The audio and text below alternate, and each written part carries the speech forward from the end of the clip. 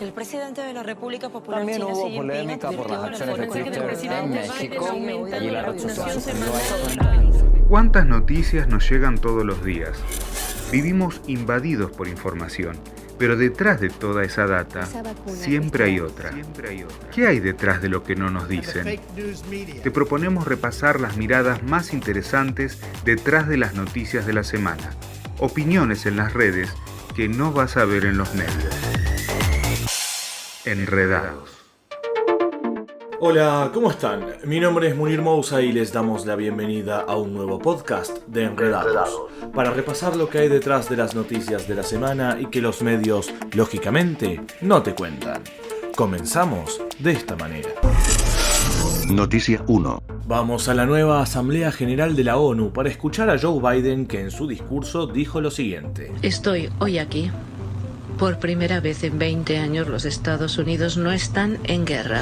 Me digas mentiritas porque duele. Y aunque esto suene insólito, fueron muchos los medios que, lejos de cuestionar estas palabras de Biden, se hicieron eco de las mismas. Veamos qué dijo France 24. En su primer discurso ante la Asamblea General de la ONU, tras la crisis por el retiro de Afganistán y de los submarinos de propulsión nuclear, Joe Biden prometió diplomacia implacable y moderación militar. ¿Moderación militar?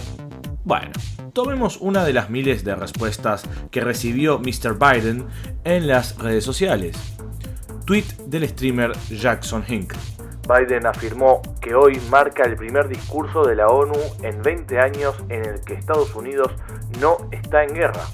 Sin embargo, en los primeros 8 meses de su presidencia ha lanzado ataques aéreos en Afganistán, Siria, Irak, Somalia y está llevando a cabo operaciones de cambio de régimen en muchos otros países.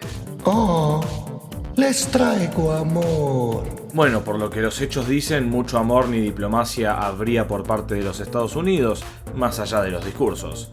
Y con los inmigrantes la situación no sería mucho más amistosa, lo que nos lleva a la... Noticia 2. Primero, escuchemos el entusiasmo de la prensa al comenzar la era de Joe Biden al frente de la presidencia. Se espera que la nueva administración demócrata anuncie más medidas que reviertan algunas políticas migratorias de la era de Trump. ¿Se acuerdan que Trump era catalogado por la oposición y la prensa dominante como un demonio anti-inmigrantes? Sin ir más lejos, veamos lo que decía la plataforma electoral de Biden. Trump ha lanzado un ataque implacable contra nuestros valores y nuestra historia como una nación de inmigrantes.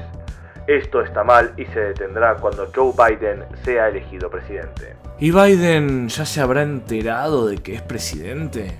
A caballo, con látigo, la patrulla fronteriza cargó ayer contra migrantes haitianos que intentaban cruzar a Del Río, en Texas. La migra montada cargó una y otra vez contra los migrantes. A la escena que nos retrotraen a la época de la esclavitud, en películas, en libros de historia, tratados con latigazos a orilla de un río, fue una cosa espantosa. Es como tratar a las personas como animales. ¿Se imaginan la reacción de la prensa mundial si esto pasaba en Venezuela o China? ¡Vamos a destruir todo! Pero, como esta atrocidad ocurrió en manos de la buena policía de los Estados Unidos, los titulares mediáticos fueron de moderados a suaves.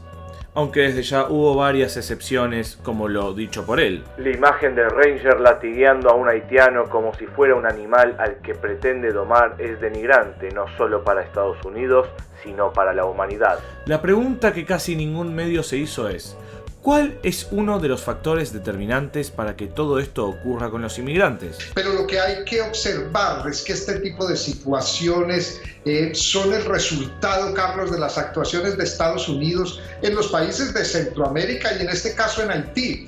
Situaciones de caos generadas a partir de intervenciones militares, de la participación de los gobiernos estadounidenses en esos golpes. USA, USA.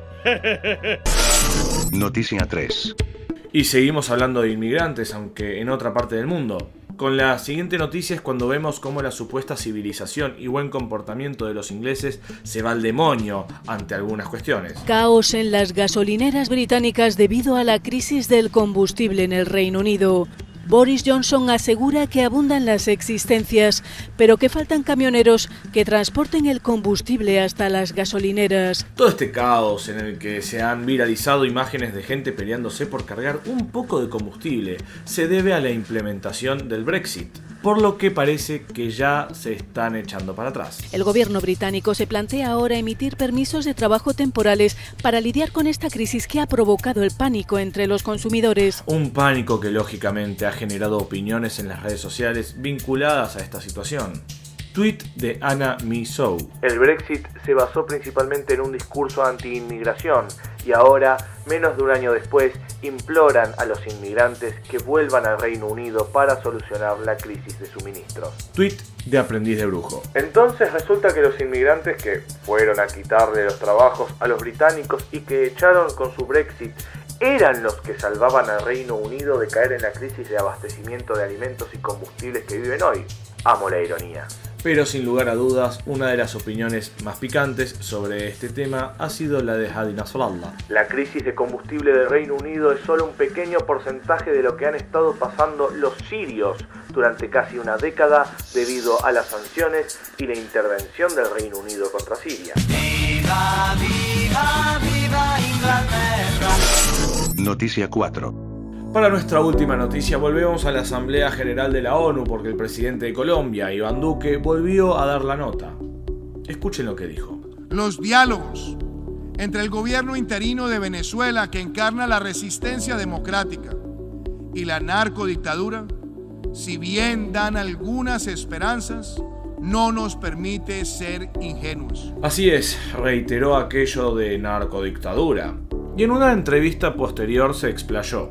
Presten atención. Cuando uno mira las trazas de dónde está saliendo droga de América Latina, se da uno cuenta que ese es un régimen que está al servicio de los grandes carteles y que también tiene un cartel al interior de su estructura gubernamental. Ahora, ¿qué dijo la Oficina de las Naciones Unidas contra la Droga y el Delito pocas semanas atrás? Sí, la propia ONU. Informe de ONU ratifica a Colombia como primer país productor de cocaína en el mundo. Son todos narcos. Y mientras el pichón de Uribe sigue diciendo que Venezuela es la narcodictadura, recordemos esta noticia de febrero del 2020 que pasaba un poquito desapercibida. La policía colombiana ha descubierto un laboratorio de producción de cocaína en una finca propiedad de la familia de Fernando San Clemente, el embajador de Colombia en Uruguay. ¿Cómo era aquel dicho, señor Sandro? Un botón basta de muestre los demás.